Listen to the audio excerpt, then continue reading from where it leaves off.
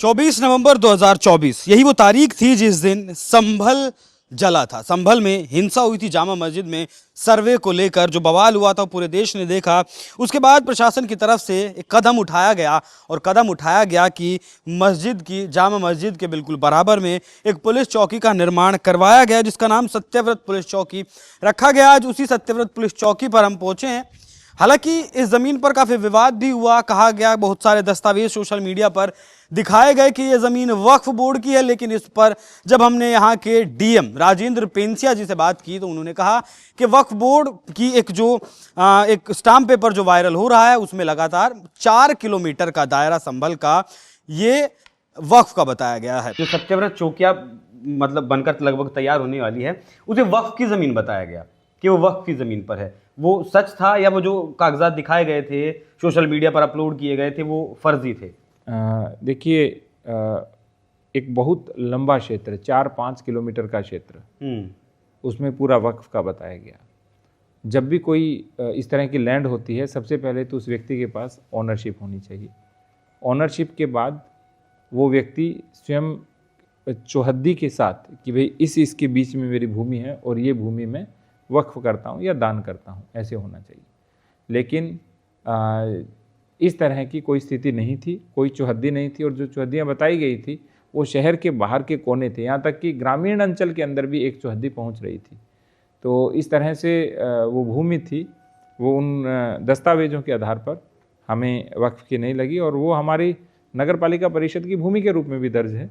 और जो नगर पालिका परिषद की भूमि के रूप में दर्ज है, तो सुरक्षा की दृष्टि से हमने वहाँ सत्यव्रत चौकी का निर्माण कराया, क्योंकि वो वह स्थान है जहाँ पर हिंदू और मुस्लिम, क्योंकि वहाँ हिंदू कम्युनिटी आरंभ होती है और उसके पीछे बहुत सारे मुस्लिम जनसंख्या है, तो वहाँ पर पहले भी इस तरह की घटनाएं हुई है। भविष्य में कोई घटना नहीं घटे, यदि कोई घटना घटे तो तुरंत उसके ऊपर लगाम लगाई जा सके, इसलिए उस चौकी का निर्माण हुआ है।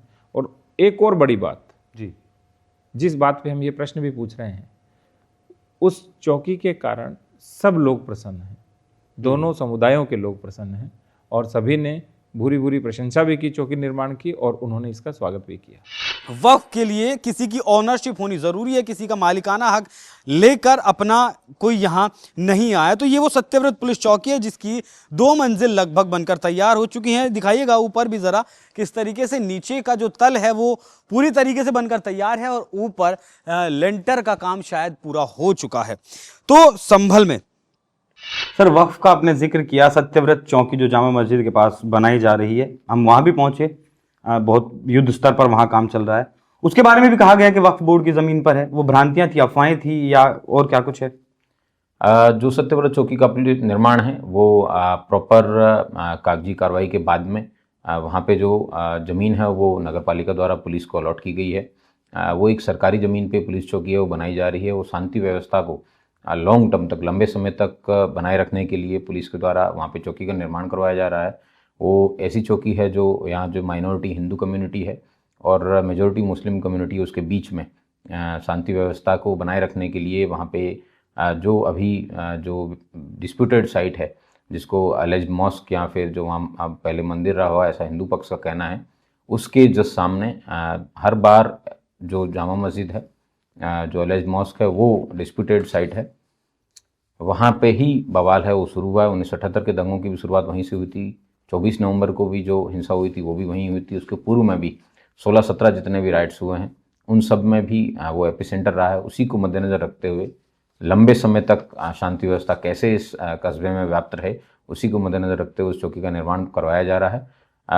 जिस व्यक्ति ने क्लेम किया था कि यहाँ पे उसकी वक्फ की ज़मीन, परदादाओं ने वक्फ की ज़मीन छोड़ी थी, उसी व्यक्ति ने एफिडेविट देके बाद में बताया कि उसके पुरखों ने उनको गलत बताया था, वो सरकारी ज़मीन है। क्योंकि अगर उसकी बात सही होती तो यहाँ पे जो 1906 में कोतवाली बना है और उससे भी पहले की जो संभल की जो तहसील है वो भी वक्फ होती, जो कि पूर्णतः गलत है।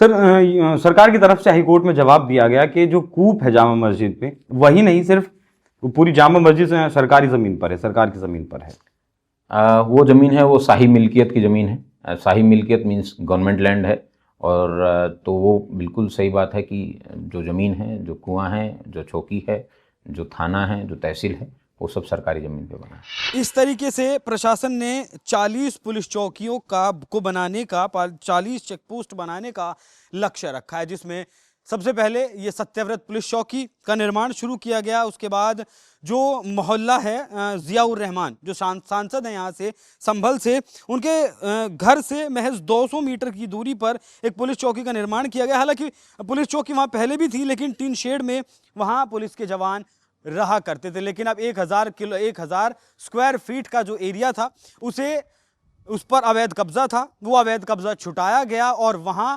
नींव खुदाई हो चुकी है और नींव भी लगभग भरने का काम पूरा कर दिया गया। लेकिन यहाँ उस चौकी के निर्माण में सबसे खास बात ये रही कि पुलिस प्रशासन की तरफ से, यहाँ के एसपी के बिश्नोई की तरफ से एक मुस्लिम लड़की इनाया, एक मुस्लिम बच्ची इनाया के हाथ से वहां शिलान्यास करवाया गया। हालांकि उस पुलिस चौकी का निर्माण वहां दीपा सराय में इसलिए भी जरूरी हो जाता है क्योंकि शरीक साठा नाम का व्यक्ति जो दुबई से ऑपरेट कर रहा था 24 नवंबर की हिंसा को, वो दुबई में फिलहाल बैठा है और ऐसी जांच में पता चला कि दुबई से बैठकर वो ऑपरेट कर रहा था और वो भी यहीं का रहने वाला था। अलकायदा के भी तमाम लोग यहाँ शरण ले चुके हैं। मतलब दीपा सराय का जो इलाका है उसमें आपको बताएं कि आतंकवाद से जुड़ी गतिविधियों से जो जुड़े लोग हैं वो कई बार वहां शरण ले चुके हैं। और जो हिंसा हुई थी उस दौरान भी उसके बाद जब जांच हुई तो सबसे ज़्यादा बिजली चोरी के मामले अगर कहीं से दिखाई दिए तो वो वहां दिखाई दिए दीपा सराय में। लगभग 2.25 करोड़ रुपए का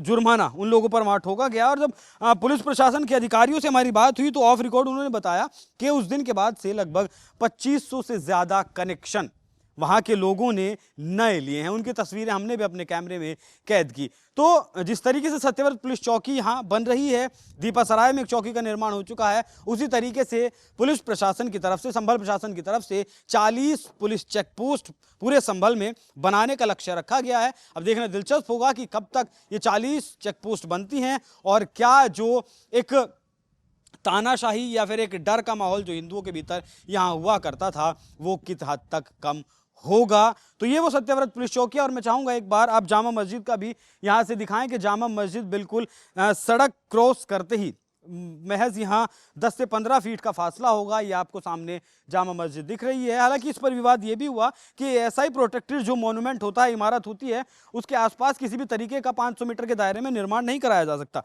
लेकिन सुरक्षा को, यहाँ के लोगों की सुरक्षा को ध्यान में रखते हुए ये डिसीजन, ये फैसला प्रशासन को लेना पड़ा। और ये सत्यव्रत पुलिस चौकी आप मेरे पीछे देख सकते हैं लगभग बनकर तैयार है और जल्द ही यहाँ काम भी शुरू होने वाला है। तो प्रशासन के इस कदम पर क्या कुछ आपकी राय कमेंट कर हमें जरूर बताइएगा। नमस्कार।